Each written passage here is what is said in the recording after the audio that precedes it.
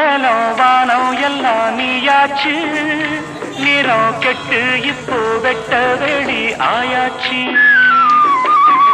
நித்த நித்தம் பூத்தாயே நாம் பறிச்ச ரோசாவே, இனிமே எப்ப வரும் பூவாசம்?